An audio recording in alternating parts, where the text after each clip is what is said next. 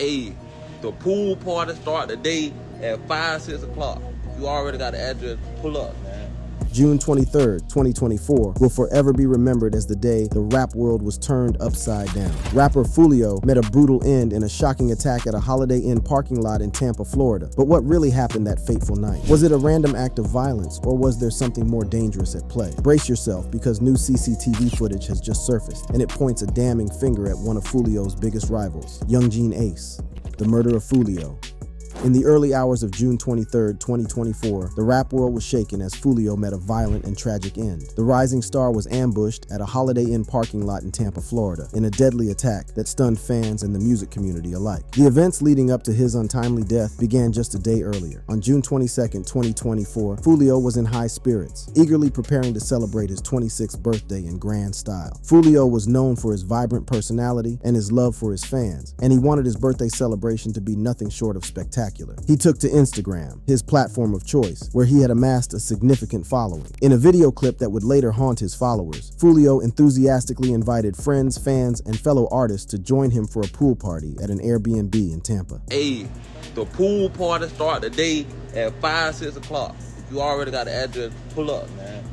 You got the address, pull up. If you need the address, DM me right now. The pool party start at 5, 6 o'clock. As the sun set on June 22nd, the party kicked into high gear. The Airbnb was buzzing with excitement, laughter, and the sound of Foolio's tracks playing in the background. As the evening progressed, Foolio was in high spirits, mingling with guests and enjoying the festivities. The rapper even took to Instagram to express how happy he was.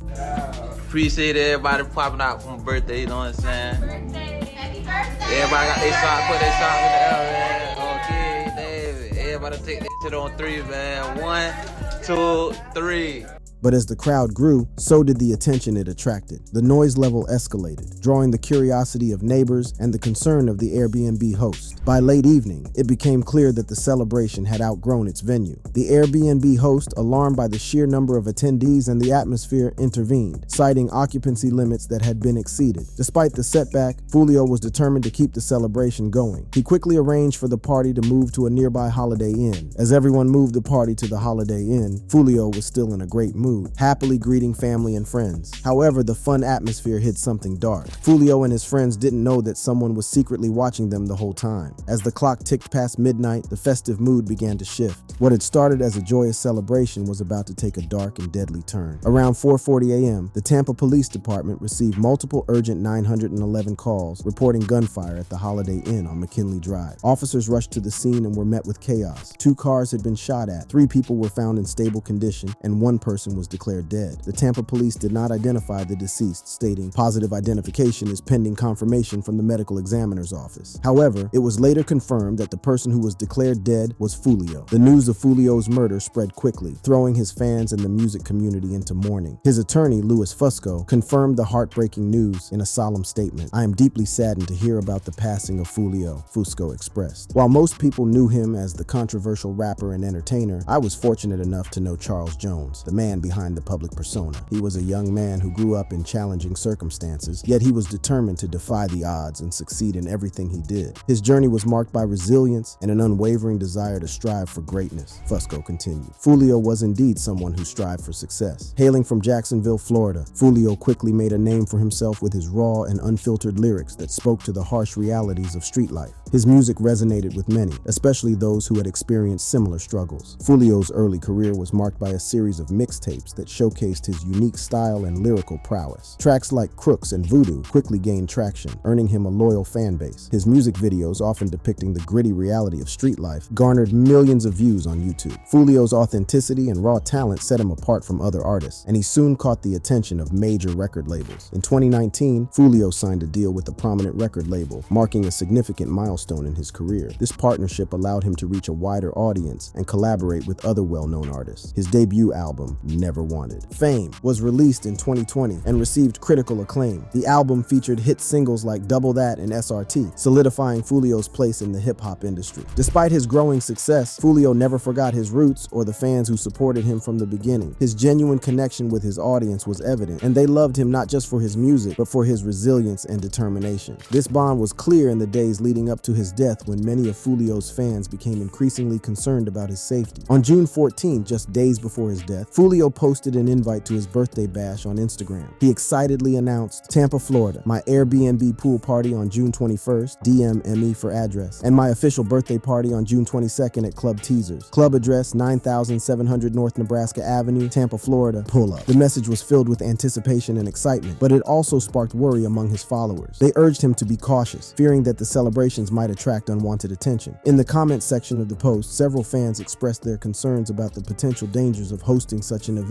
"Why are you doing this birthday bash? PLS cancel?" one fan pleaded. Another added, "Man, ain't nobody trying to party with you and risk their lives." These comments reflected a genuine fear for Foolio's safety, as his history of violent encounters was well known among his followers. Foolio's fans had good reason to be concerned. The rapper had been linked to various shootings over the years. In 2021, he survived an attack where it was alleged that 100 bullets were fired at him as he stepped out of a recording studio. He sustained a slight injury when a bullet grazed his leg. In July 2020, he was involved in another shooting incident in Texas. In a particularly harrowing incident, Foolio suffered a serious gunshot wound and broke several bones in his foot after being attacked by assailants while departing from a gas station near Paxton School for Advanced Studies. Following surgeries conducted at a hospital in Jacksonville, he started a lawsuit against the hospital for allegedly revealing his location. Despite the warnings and his violent past, Foolio decided to go ahead with the party. After Foolio's tragic death, the Tampa Police Department quickly took charge of the investigation, determined to bring the killer to justice. The police worked tirelessly to piece together what had happened. They started by securing the crime scene and gathering evidence. According to Tampa Police Department Public Information Officer Joni Lewis, "There are cameras here, and our officers are working to view all of the cameras and talk with people who might have seen anything or heard anything." Crime analyst Tom Hackney provided additional insights, suggesting that the shooter could be linked to a rival group from Jacksonville, Foolio's hometown. Hackney noted, "After doing this for so long, I would tend to think this is more of a Jacksonville-based regional kind of beef between two groups. Maybe took advantage of a foolish posting saying where he was." His analysis pointed to the possibility that Foolio's social media activity might have revealed his location to his enemies, setting the stage for the fatal ambush. Hackney's theory seemed to hold weight when Yungeen Ace, one of Foolio's biggest rivals, all but confessed to the crime. Just hours after Foolio's death, Yungeen Ace dropped a new track called "Do It," where he openly raps about taking out his enemies. The release of the song came just hours after Foolio was killed in the parking lot of a Tampa hotel. While Yungeen Ace doesn't mention Foolio by name, the video, which has been posted above, depicts masked men shooting another man in what looks like the parking lot of a motel. The lyrics in the song are also very pointedly about shooting someone. "Catch his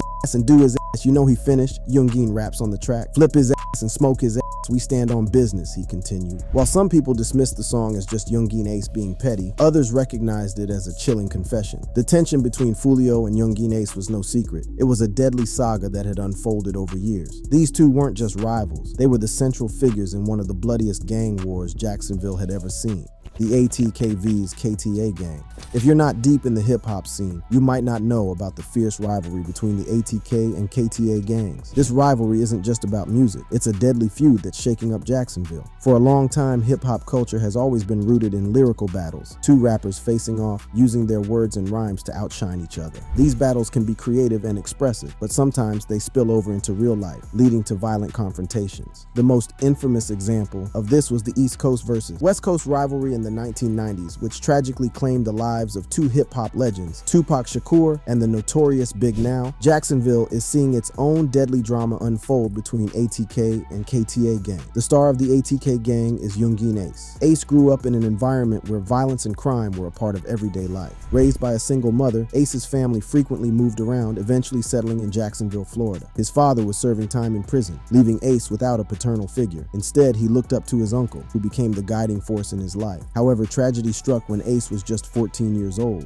His uncle passed away, leaving him devastated and searching for an outlet to cope with his pain and anger. In the streets of Jacksonville, Ace found solace in music. He began to channel his emotions and experiences into his lyrics, using music as a way to tell his story. In 2014, he started dropping tracks, but it wasn't until 2018 that his career began to gain significant traction. As his music career started to take off, Ace formed his crew, ATK. While many believe ATK stands for Ace's Top Killers, there are other interpretations, such such as aim to kill or simply attack. ATK quickly gained a reputation for its ruthless tactics and deadly encounters. This crew, known for their affiliation with the Melvin Park area of Jacksonville, includes several notorious members like the infamous K-So, often referred to as the Demon of Jacksonville. K-So, whose real name is Hakeem Robinson, is one of the most notorious members of the ATK gang. Known for his violent reputation, K-So has been implicated in multiple murders, making him a key figure in the ongoing gang conflicts in the area. He stands accused of the murders of Adrian Gaynor Jr. and Charles McCormick, both associated with the rival gangs. In addition to his violent actions, K-So has been a prominent figure in the genre of murder rap, where artists openly boast about real-life crimes in their lyrics. I mean, check this out, this clip of a recording session. My mama told me chill,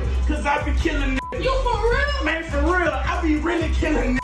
His music often includes graphic descriptions of violence and gang-related activities, further cementing his reputation as one of the most dangerous individuals in the Jacksonville rap scene. ATK's sworn enemies are KTA, which stands for Kill Them All. In the early 2010s, Jacksonville was a city on edge. The abundance of guns and the prevalence of gang culture created a violent environment where respect and territory were fiercely contested. It was in this chaotic backdrop that the KTA gang began to take shape. The genesis of KTA was rooted in the remnants of the notorious PCE gang, which had once wreaked havoc across the city. The PCE was crippled by the law, with its top members being charged with murder and firearm offenses. This left a void quickly filled by those who remained, hungry for leadership and direction. It is speculated that during this period, Foolio became part of the gang. Much like Yungeen Ace, Foolio's life was marked by violence from an early age. As a young child, he witnessed his father being shot in the head twice in a brutal attack, a retaliation after his father had beaten up a man a month earlier. These experiences hardened him, and over the years, he rose to become a crucial part of the gang. Foolio's influence continued to grow as he matured, with his music deeply rooted in his personal experiences and struggles resonating with listeners. Despite the numerous challenges he faced, Foolio's rise in the hip-hop world was marked by his unwavering dedication and the support of his crew, KTA. Together, they carved out a space for themselves in the competitive music landscape, setting the stage for the intense rivalry that would soon unfold with Yungeen Ace and his crew, ATK. The initial spark that ignited the gang war between Yungeen Ace's ATK and Julio Foolio's KTA can be traced back to a series of events in the early 2010s. Both artists were rising stars in the Jacksonville rap scene, and their respective crews began to clash over territorial disputes and perceived slights. These clashes quickly escalated, leading to a deadly cycle of retaliation and violence that led to the death of Foolio. The feud's violence can be traced back to a seemingly trivial altercation at a Kodak Black concert. What started as a simple handshake quickly escalated into a fistfight, igniting a chain reaction of retaliatory shootings. The violence reached a new level of horror when a 22-month-old baby named Aiden McClendon was accidentally killed in a drive-by shooting. This tragic event was believed to be retaliation for the incident at the concert, highlighting the senseless and escalating nature of the ongoing feud. The rivalry reached a boiling point with the tragic killing of Zion Brown. This incident would not only mark a significant turning point in the conflict, but also set off a chain reaction of violence that would leave the community in chaos. Zion Brown, known for his friendly demeanor and aspirations beyond the violent streets of Jacksonville, was not just any young man. He was rapper Foolio's blood cousin. Active in the streets, Zion's death was a devastating blow that highlighted the brutal reality of the ongoing feud. In the early morning of May 27, 2017, the peaceful silence of a Jacksonville home was shattered. Zion Brown was asleep at his family home along with his 16-year-old sister and 4 other children. The night took a horrific turn when a crashing noise from the kitchen woke them up. Someone had thrown a rock through the sliding glass door, and moments later, gunfire erupted into the house. DeAndre Thomas, known as Trey Shorty, had broken into the home and was now walking through it with a gun. The children scrambled to take cover as Thomas entered the living room and started shooting. Zion, his sister, and another young girl were hit. Zion succumbed to multiple gunshot wounds, dying amidst the chaos, while his sister and the other child sustained serious injuries but survived. The police arrived swiftly, and the scene they encountered was one of utter devastation. SB, Zion's sister, recognized Thomas from social media and a music video on YouTube, identifying him as Trey Shorty. She showed his Facebook profile to the officers, leading to his arrest the next day. Following his arrest, Thomas was taken in for questioning. Despite initially cooperating, he quickly ceased communication when confronted with inconsistencies in his story. Over the subsequent years, while awaiting trial, Thomas was implicated in further attempts to silence witnesses, including orchestrating another shooting that injured SB again. The violence between the ATK and KTA gangs had already turned Jacksonville into a war zone, but Zion's death added fuel to the fire. It is said that the KTA gang discovered Thomas's association with Yungeen Ace. Thomas had previously been charged as an accomplice in a robbery case with Yungeen Ace. While it remains unclear whether Ace had any knowledge of the hit or if he or someone he knows was involved, this connection intensified the rivalry. ATK would retaliate in a bloody manner, which many believe set off a chain of events leading Ace to seek vengeance against Foolio. Why Yungeen killed Foolio.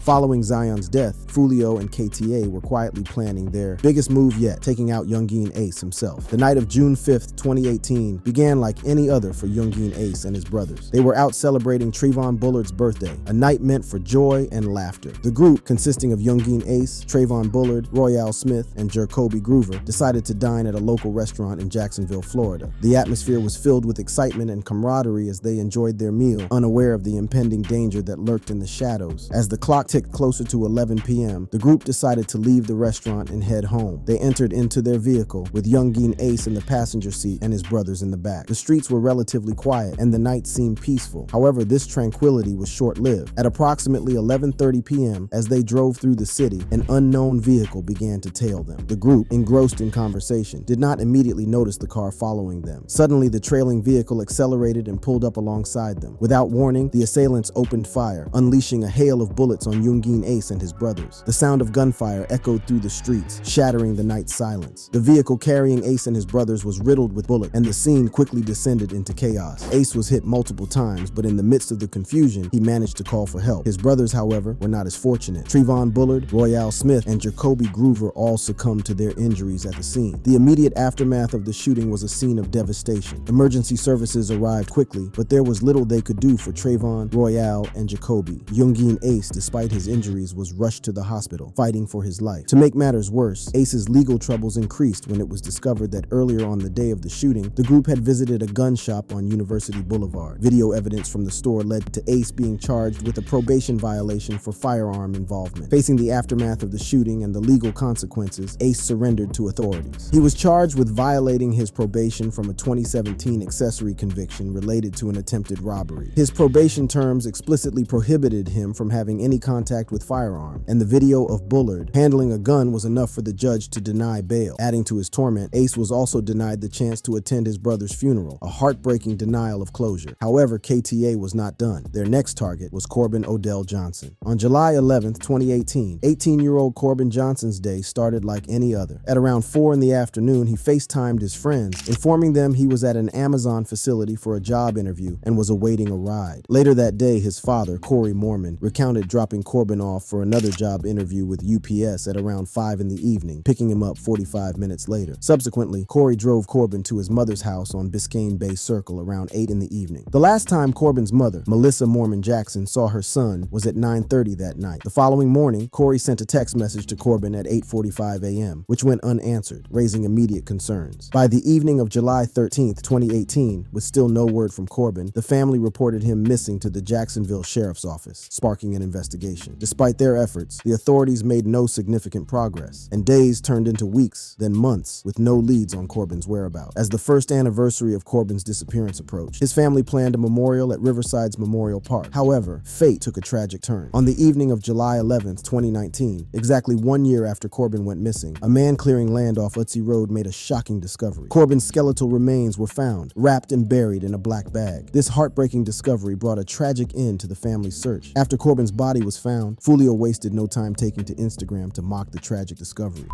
Kidnapped like a little baby, like a little boy.